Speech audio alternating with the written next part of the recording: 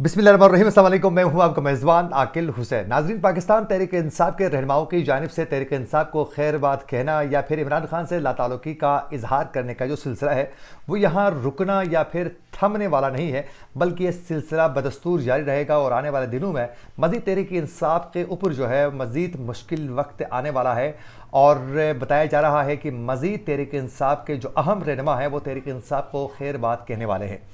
आज के प्रोग्राम में हम आप लोगों को बताएंगे कि उस्मान डार, सदाकत अब्बासी और फ़रूख हबीब के बाद अगला नंबर किसका है। कौन सी अहम शख्सियत जो हैं वो इमरान खान से लाताल्लुकी का इजहार करते हुए सुल्तानी गवाह बनने जा रही है। वो शख्सियत कौन है, आज के इस प्रोग्राम में आप लोगों को बताएंगे ये। और उसके अलावा नाज़रीन, सदर ममलिकत डॉक्टर आरिफ अलवी को जेल से एक अहम पैगाम मौसूल हो चुका है। आज बाज़ाबिता तौर पर वो पैगाम उन तक पहुँचाया जा चुका है। तो क्या सदर ममलिकत डॉक्टर आरिफ अलवी जो जेल से जो पैगाम मौसूल हो चुका है उस पर अमल दरामद करवाने में कामयाब होंगे या नहीं। और उसके अलावा नाज़रीन, आज ये आर्मी चीफ की जानिब से फ़लस्तीन के मज़लूम लोगों के हक़ में एक बहुत बड़ा बयान सामने आ चुका है। ये क्या है मामला, ये भी आप लोगों को बताएंगे।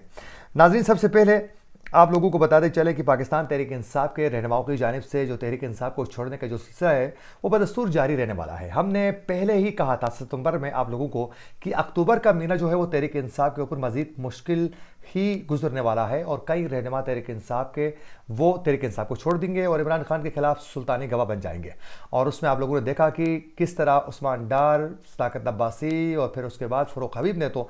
तमाम हदें पार कर दी और फ़रूख हबीब ने तो परखचे उड़ा दिए तहरीक इंसाफ के नज़रिए की। हालांकि तहरीक इंसाफ के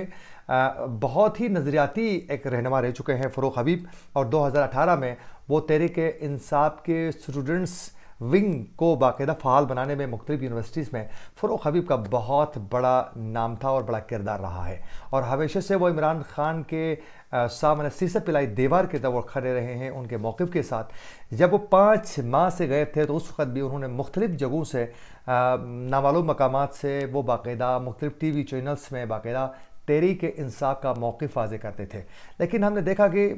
कल उन्होंने प्रेस कॉन्फ्रेंस के ज़रिए जो है बाकायदा इस्तेहकाम पाकिस्तान जो पार्टी है उनके ऑफिस में ही बैठकर उन्होंने तहरीक इंसाफ को छोड़ दिया और फिर इमरान खान के ख़िलाफ़ सुल्तानी वो एक बड़े अहम किस्म के जो गवाह है वो बन चुके हैं। अच्छा, अब ये बताया जा रहा है कि आने वाले दिनों में शेख रशीद का नंबर जो है वो अगला नंबर शेख रशीद का बताया जा रहा है कि शेख रशीद जो है वो आने वाले दिनों में इमरान खान से लाताल्लुकी का इजहार भी करेंगे और उनकी जो गलतियां हैं उसकी निशानदही भी करेंगे। और बताया जा रहा है कि शेख रशीद जो हैं बता देंगे ये सब कि मैंने तो पहले ही इनको बताया था, मैंने तो कई दफ़ा मुतनब्बे भी किया था, मैंने कई दफ़ा समझाया था, लेकिन मेरी बात नहीं सुनी गई। और 9 मई को जो कुछ हुआ है उसमें बराह रास्त पाकिस्तान तहरीक इंसाफ के चेयरमैन और जो रहनुमा है वो मुलविस है और जो हुआ है वो गलत हुआ है। फिर वहीं जो एक स्क्रिप्ट है उसको पढ़ा जाएगा और शेख रशीद अहमद का बताया जा रहा है वो इमरान खान से लाताल्लुकी का इजहार करेंगे। उसके अलावा तहरीक इंसाफ के कुछ अहम रहनुमा और भी है जिनका भी नंबर आहिस्ता आहिस्ता आने वाला है और जब तक वो तहरीक इंसाफ को खैर बात नहीं कहेंगे उस वक्त तक उनके लिए मज़ीद मुश्किलात जो है वो बढ़ाई जाएगी, ये बताया जा रहा है बाकायदा। और उसके अलावा नाज़रीन, हमने कल भी बताया था कि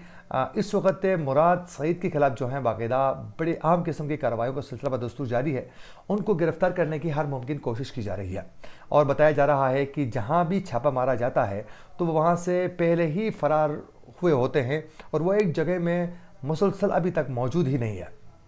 और बताया जा रहा है कि उनके मुलाजिमीन से भी बाकायदा पूछगछ का सिलसिला जारी है और उनसे कई डेटा बाकायदा हासिल भी किया जा चुका है। कल एक डेरे पर छापा मारा गया था जिसमें बताया गया, पुलिस की जानिब से ये दावा है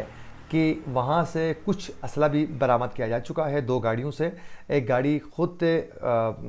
इनके नाम पर ही थी मुराद सईद के और फिर एक उनके बरादर निस्बती के नाम पर थी जिससे असला भी बरामद किया जा चुका है। और मुख्तलिफ जगहों से वो आडियोस पैगाम के ज़रिए जो हैं वो तहरीक इंसाफ का जो मौक़िफ़ है वो बताने की कोशिश भी करते हैं और बड़ा सख्त किस्म का उनका मौक़िफ़, सिटिल उनका सख्त किस्म का मौक़िफ़ है। लेकिन अभी तक उनको गिरफ़्तार करने में इदारे जो हैं वो कामयाब नहीं हो सके हैं। आने वाले दिनों में उनको गिरफ़्तार करने की हर मुमकिन कोशिश की जा सकती है। नाज़रीन, एक और बड़ी ख़बर आज ये आई है कि कल भी बताया जा रहा था कि पाकिस्तान तहरीक इंसाफ के जो रहनुमा थे उनकी जानिब से सब ने, कई रहनुमाओं ने, मतलब बहुत से रहनुमाओं ने صدر مملکت ڈاکٹر عارف علوی سے باقاعدہ انہوں نے ٹیلی فونک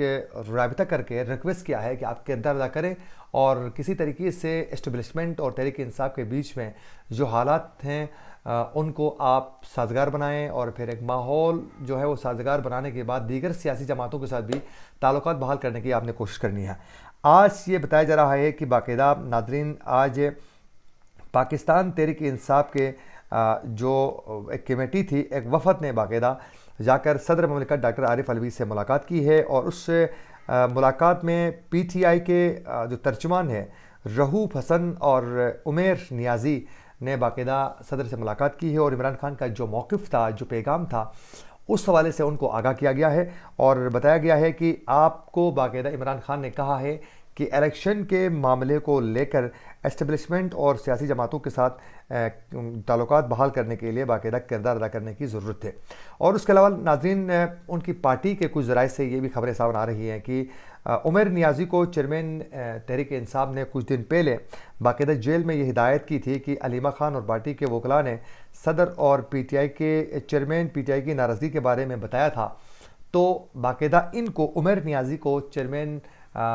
تحریک انصاف عمران خان نے بتایا تھا کہ آپ جا کے صدر کو کہیں کہ وہ کردار اپنا ادا کریں موجودہ صورتحال میں اسٹیبلشمنٹ کے ساتھ حالات بہتر بنانے کے لیے۔ اور ناظرین یہ پیغام جو ہیں آج صدر کو پہنچایا جا چکا ہے۔ اب بہت سے تحریک انصاف کے جو رہنما ہیں وہ ابھی بھی وہ بہت زیادہ مطمئن نہیں ہے کہ ہو سکتا ہے کہ صدر یہ کردار ادا کر پائیں گے یا نہیں، کیونکہ کچھ دن پہلے بلکہ کافی دن پہلے جب وہ اٹک جیل میں تھے عمران خان، تو اس وقت جیل سے انہوں نے اسٹیبلشمنٹ اور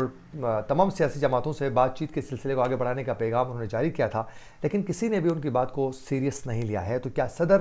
ان معاملات پر کردار ادا کرنے میں کامیاب ہوں گے یا نہیں، یہ آنے والے دنوں میں ہی پتہ چلے گا۔ ناظرین آج army chief general Asim Munir کی زیر صدارت کور کمانڈرز کانفرنس کے شرکاء نے آج غزہ میں اسرائیل کی طاقت کے استعمال سے محروم شہریوں کی جانی نقصان پر اظہار تشویش کیا ہے، اور باقاعدہ ناظرین آج یہ بتایا گیا ہے آئی ایس پی آر کی جانب سے کہ army chief general Asim Munir کا کہنا تھا کہ فلسطینی عوام کو پاکستانی قوم کی مکمل سفارتی، اخلاقی، سیاسی حمایت حاصل ہے۔ مسئلے فلسطین کے پائیدار حل اور مسلمانوں کے مقدس مقامات پر غیر قانونی قبضے کے خاتمے کے لیے اصولی موقف کی حمایت جو ہیں وہ جاری رکھیں گے۔ آئی ایس پی آر کے مطابق کہ فورم نے غزہ میں اسرائیل کی طاقت کے استعمال سے معصوم شہریوں کی جانی اور مالی نقصان کے حوالے سے بھی باقاعدہ آج آرمی چیف کی جانب سے اور دیگر جو شرکاء تھے اس میٹنگ میں، ان سب کی جانب سے جو ہے باقاعدہ اس پر افسوس کا اظہار بھی کیا گیا ہے، اور پھر ہر ممکن تعاون کرنے کی بھی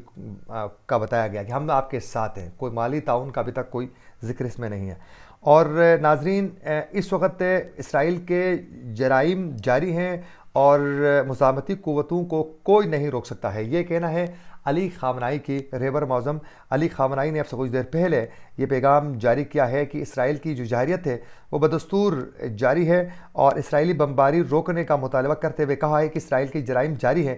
دنیا بھر کے مسلمان اور مزاحمتی قوتوں کو کوئی نہیں روک سکتا ہے۔ اور آیت اللہ نے کہا ہے کہ اسرائیلی حکام کو ان کی جرائم کے حوالے سے ان کو کٹہرے میں لانا چاہیے۔